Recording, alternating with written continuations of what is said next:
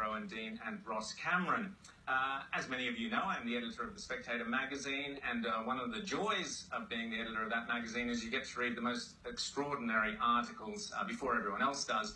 I was thrilled this week by an article which we made our front cover this week, which we'll show you, by David Adler, where he asks, is our foreign aid actually being used to incite hatred, violence, and even murder against Jews in Israel via the Palestinian authorities and the United Nations? It's a huge story, incredibly important. Every Australian taxpayer would be horrified if they thought that this were the case. So we're going to go straight to our guest today, David Adler. Welcome to Outsiders. Delighted to be here. It's a big claim. Now talk us through it. Tell us exactly what you're talking about.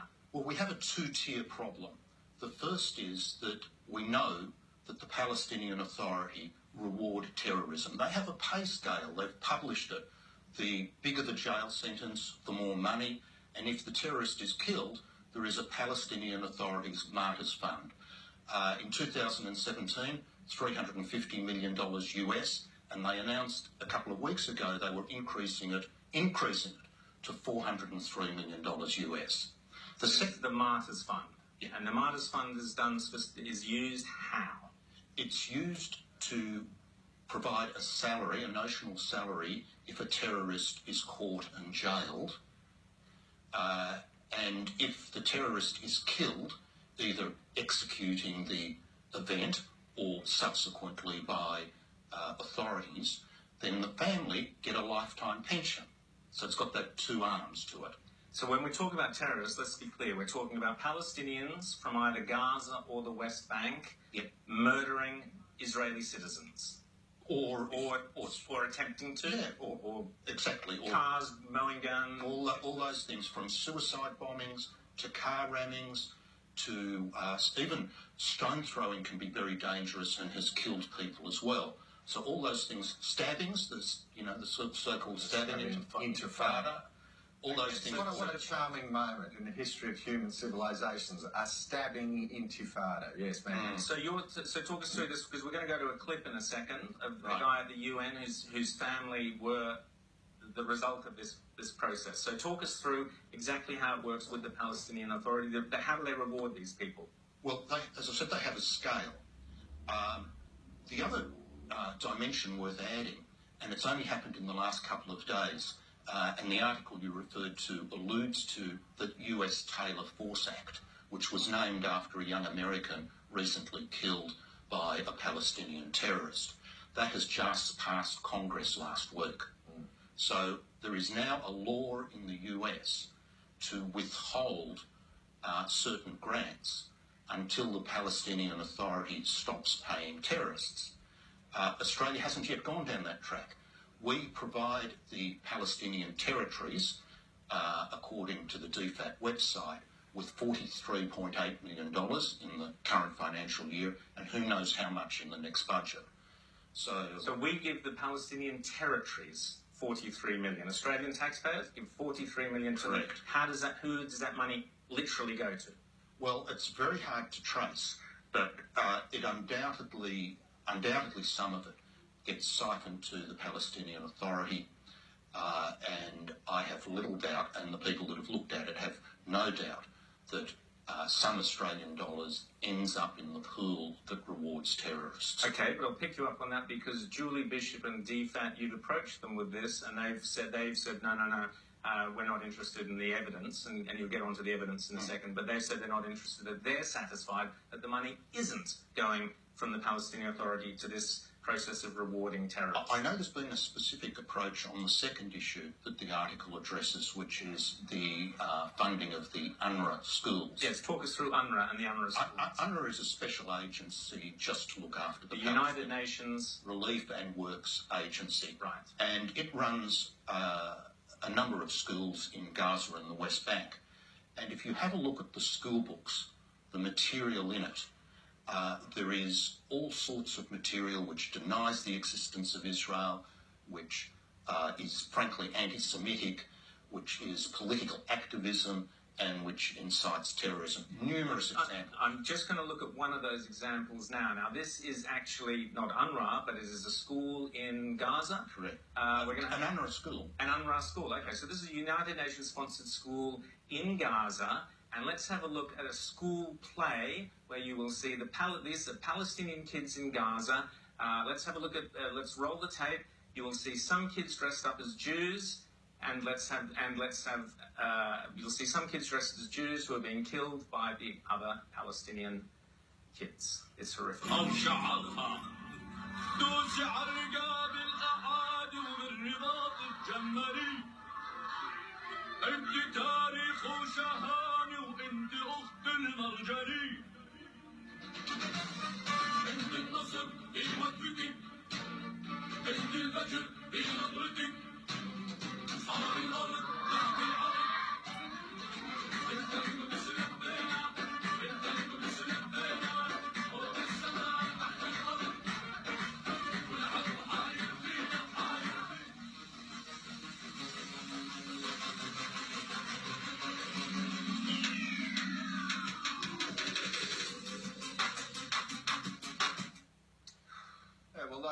The pictures speak for themselves.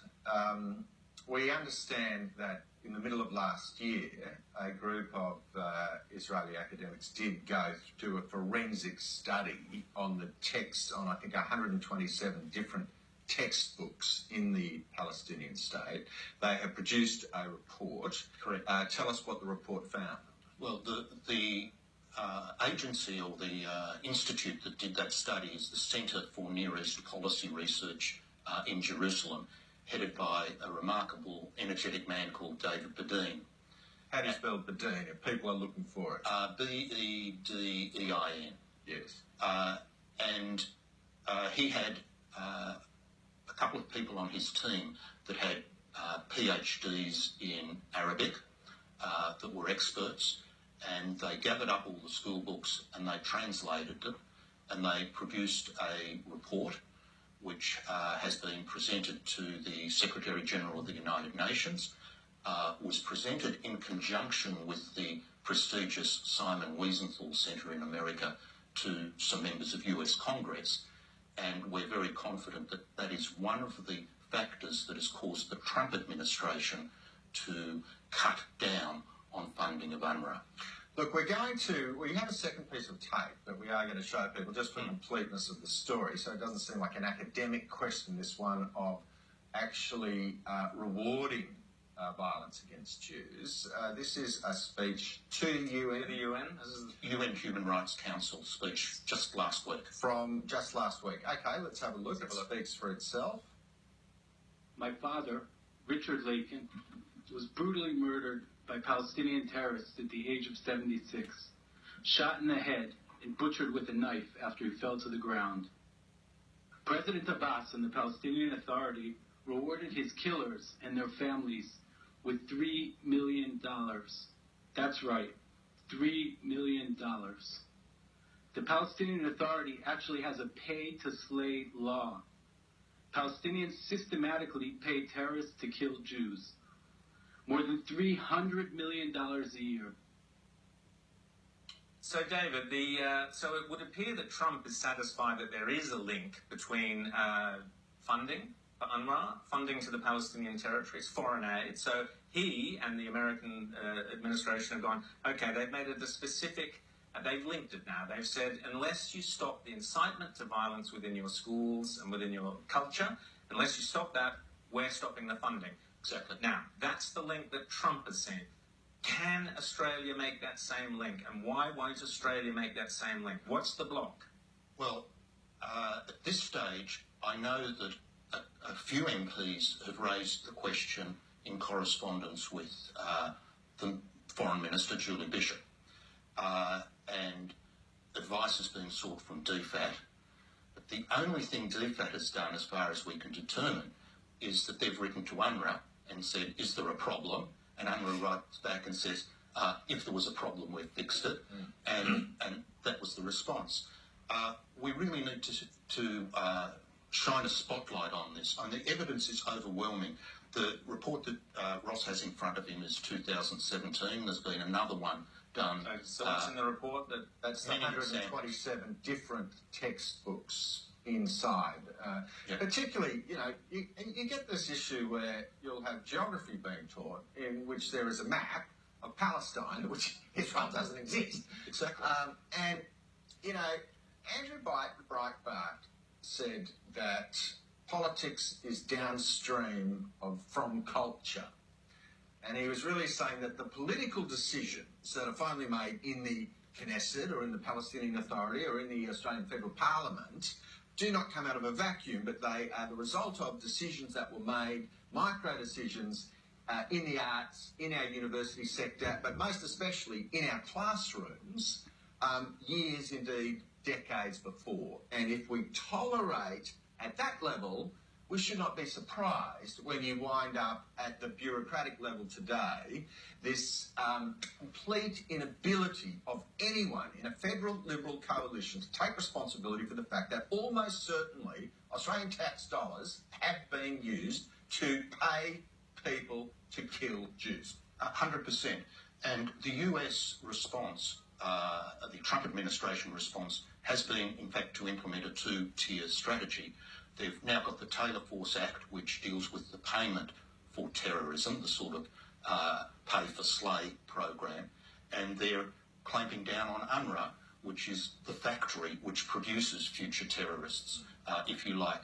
Australia puts money into both, not as much as the US. We put about $17.6 million into UNRWA in the current financial year, and we think the same strategy needs to be seriously looked at for Australia.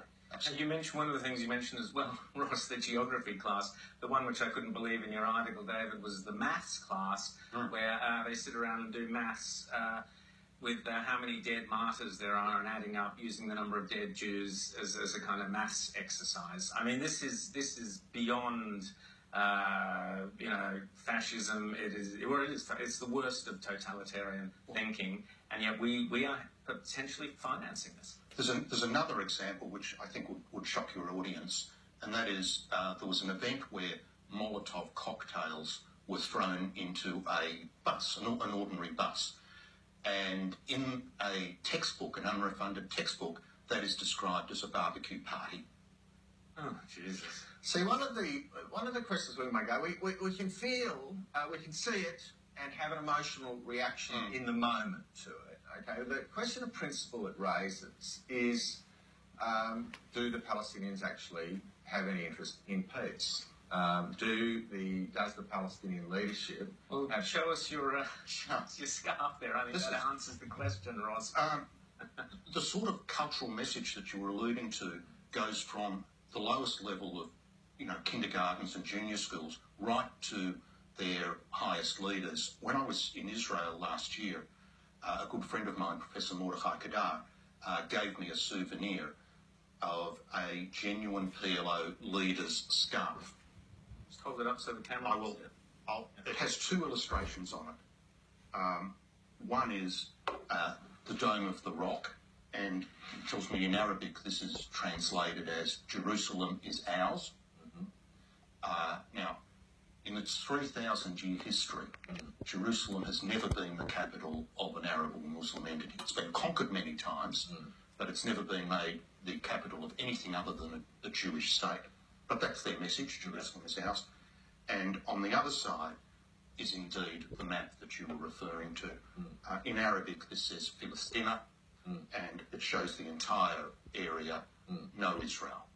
So from the kindergarten, now we're not funding the scarves as far as I know. Yeah. Well, certainly, David, when I was in Israel, we went to Ramallah, we visited the PLO. I've told this story before, but 8 Australian journalists sat there with the PLO spokesperson, and we asked him what the two-state solution would look like, and his answer was unequivocal. He did not hesitate. He said the first state was Palestine, and when we asked the question how many Jews were in it, he said none whatsoever. I said, that's fine, what's the second state? He said, you can call it whatever you want. We said, can we call it Israel? He said, if you want. And we said, how many Jews in Israel? and he mumbled with his associates and his advisors, and they faffed around for about a couple of minutes, and then they said, maybe a handful. So that's the PLO. That was, I have 8 witnesses to that conversation, Australian journalists, 1, 2 from this station, who the PLO's attitude is they're going to butcher all the Jews. They're just going to butcher them and get rid of them. We've seen the play there with the kids with the guns and all that. That's their clear intention. We had a guest a couple of weeks ago on Outsiders, Daniel Pipes, who had an article yesterday, which you're probably referring to, Ross, in the Australian, where he talks about the strategy of Israel victory. Basically, the Palestinian, Israel has to take a stronger position and say, actually, no, we have won, we are going to impose peace settlement, not sit around and this ridiculous game that's gone on since Camp David of trying to pretend the person who wants to kill you and destroy you, that you're somehow equal partners. What are your thoughts, David? Ross, there's a wonderful Arabic saying. And he's Ross. I know a lot of people get that. That's what your person at Melbourne, they thought you were I was so excited. And there's a wonderful, you'd be surprised that I might quote an Arabic saying, but in English it is, how long will you drag a dead camel before you realise it is dead? Now, the so-called two-state model, which no one can label a solution, has been dragged for 25 years now. Various offers have been made, completely unsuccessful. There is a whole group of people in the conservative side of Israeli politics, academics, commentators, who are now thinking outside the square and are coming up with different models. In May, we are bringing one of those leaders to Australia, a man by the name of Yishai Fleischer, and maybe you'll have... Maybe we'll have him on. It depends. Well, I just want to put this proposition to the Green Trade Union, Industrial, Bob Carr, Sell Out Israel Brigade. No doubt, Jacqueline Maley will say that the interests of Jews we should hit the mute button. Alt-right, for some reason, their Jewish privilege means that they should be subject to a stabbing intifada. I'm sorry, I withdraw that. I just say that the mainstream, the ABC, is absolutely hostile to Israel. And when Fran Kelly brings back, as Gerard Henderson, an avid viewer of the show, has pointed out, and when the ABC's Middle East correspondent comes back and Fran Kelly says, you're amazing, she says, well, I rely on independent sources, and then she goes through and lists a number of sort of George Soros, borderless world NGOs who are the most biased, unreliable, one-eyed, bigoted, anti-Jew sources in the world. But I just want to point out to those who are watching this question that the Palestinian Authority, as Rowan points out from that conversation, is proposing a racial state. The state that they are explicitly asking for is a state free of Jews. And that will make them, we are apparently all sitting around endorsing this. I mean, in Johannesburg, we've got ANC leaders saying, well, we're going to murder the whites, but we haven't quite got around to it. But the Palestinians have been saying for 25 years, oh yeah, we want a racial state. Yes, and we want a state with no Jews. You've got plenty of Palestinians in Israel today. You've got plenty of Arabs in Israel today. You've got plenty of Muslims in Israel today. Under Israeli leadership, the Dome of the Rock, it's shared space, right? But the Palestinians are saying, no, we're not sharing with the Jews. So I just say, to the left, are you on the side of the Enlightenment, or do you want to create new racial states? Ross, David, I'm just going to quickly ask you the name of your organisation, and just quickly, what would you like to see happen? What should the Australian government be doing to resolve this issue? The organisation is Australian Jewish Association, and people can look at a Facebook page by that name, or put that up on the screen for you. To Google, and they'll find a website.